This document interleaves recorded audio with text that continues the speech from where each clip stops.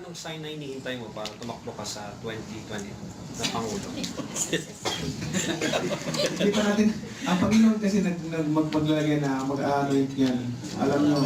Pero, yan naman ang ipagmamalagay ko sa mga taong bayan.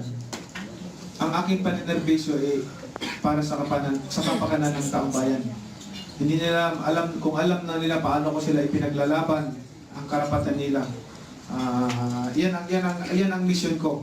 Kasi ano pa bang kailangan ko dito sa mundo? Ano pa bang kailangan ko? Kasikatan? Pera? Binigay na ng Panginoon sa akin yan eh.